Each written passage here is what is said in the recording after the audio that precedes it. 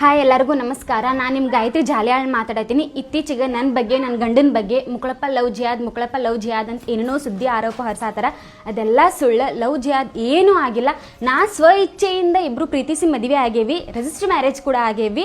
ಆಮೇಲೆ ನಮ್ಮವ್ವ ನ್ಯೂಸ್ ಮುಂದೆ, ಮೀಡಿಯಾ ಮುಂದೆ ಏನೇನೋ ಸುಳ್ಳು ಆರೋಪ ಹೇಳತ್ತಾಳ, ಏನೇನೋ ಸ್ಟೇಟ್ಮೆಂಟ್ ಕೊಡತ್ತಾಳ. ಅದೆಲ್ಲ ಸುಳ್ಳು ಸುದ್ದಿ. ನಮ್ಮವ್ವ ಮದುವೆ ಆದ್ಮೇಲೆ ಎಷ್ಟೋ ಸಪೋರ್ಟ್ ಮಾಡ್ಯಾಳ ನಮಗೆ. ಆ ಸಪೋರ್ಟ್ ಮಾಡಿದ್ದೆಲ್ಲ ಪ್ರೂಫ್ ನನ್ನ ಕಡೆ ಐತಿ. ಅಪ್ಲೋಡ್ ಮಾಡ್ತೀನಿ ಅಂತ ನಿಮಗೆಲ್ಲ ತಿಳಿಸ್ತೇನೆ ಅಂತ. ಅದೇನೇನು ಪ್ರೂಫ್ ಅಂತಂದು ಈಗ ಯಾರು ಮಾತು ಕೇಳಿ ಹಂಗೆ ಮಾಡತ್ತಾಳು ಗೊತ್ತಿಲ್ಲ, ಯಾರು ಮೈಂಡ್ ವಾಶ್ ಮಾಡ್ಯಾರಂತೂ ಗೊತ್ತಿಲ್ಲ.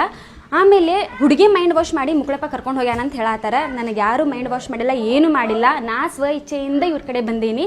ಆಮೇಲೆ ನನಗೆ, ನನ್ನ ಗಂಡನ ಫ್ಯಾಮಿಲಿಗೆ ಏನಾದರೂ ಅಪಾಯ ಆದ್ರೆ ಕಾನೂನಿಂದ ನಿಂಗೆ ನ್ಯಾಯ ಸಿಗ್ಬೇಕಂತ ಕೇಳ್ಕೊತೀನಿ. ನೀವು ಮಾತ್ರ ಏನು ನಂಬಕ್ಕೆ ಹೋಗ್ಬೇಡ್ರಿ. ಈ ಸುದ್ದಿ ಏನೇನೋ ಸುಳ್ಳು ಹೇಳಾಕತ್ತಾರ. ನಮ್ಮವ್ವ ಅಪ್ಪಗೆ ಮೈಂಡ್ ವಾಶ್ ಮಾಡಿ ಅವರೇನೋ ಸುಳ್ಳು ಸ್ಟೇಟ್ಮೆಂಟ್ ಕೊಡ್ಸಾತಾರ. ಇದನ್ನು ನಂಬೇಡ್ರಿ ಅಂತ ಕೇಳ್ಕೊತೀನಿ.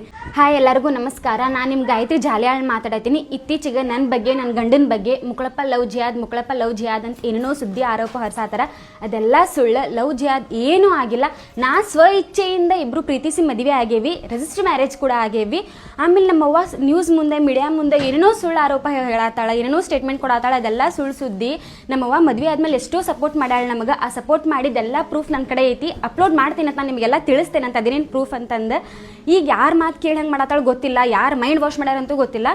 ಆಮೇಲೆ ಹುಡುಗಿ ಮೈಂಡ್ ವಾಶ್ ಮಾಡಿ ಮುಕ್ಕಳಪ್ಪ ಕರ್ಕೊಂಡು ಹೋಗ್ಯಾನ ಅಂತ ಹೇಳತ್ತಾರ. ನನಗೆ ಯಾರು ಮೈಂಡ್ ವಾಶ್ ಮಾಡಿಲ್ಲ, ಏನು ಮಾಡಿಲ್ಲ. ನಾ ಸ್ವ ಇಚ್ಛೆಯಿಂದ ಇವ್ರ ಕಡೆ ಬಂದೀನಿ. ಆಮೇಲೆ ನನಗೆ, ನನ್ನ ಗಂಡನ ಫ್ಯಾಮಿಲಿಗೆ ಏನಾದರೂ ಅಪಾಯ ಆದ್ರೆ ಕಾನೂನಿಂದ ನಿಂಗೆ ನ್ಯಾಯ ಸಿಗ್ಬೇಕಂತ ಕೇಳ್ಕೊತೀನಿ. ನೀವು ಮಾತ್ರ ಏನು ನಂಬಕ್ಕೆ ಹೋಗ್ಬೇಡ್ರಿ. ಈ ಸುದ್ದಿ ಏನೇನೋ ಸುಳ್ಳು ಹೇಳಾಕತ್ತಾರ. ನಮ್ಮವ್ವ ಅಪ್ಪಗೆ ಮೈಂಡ್ ವಾಶ್ ಮಾಡಿ ಅವರೇನೋ ಸುಳ್ಳು ಸ್ಟೇಟ್ಮೆಂಟ್ ಕೊಡ್ಸಾತಾರ. ಇದನ್ನು ನಂಬೇಡ್ರಿ ಅಂತ ಕೇಳ್ಕೊತೀನಿ. ಧನ್ಯವಾದಗಳು.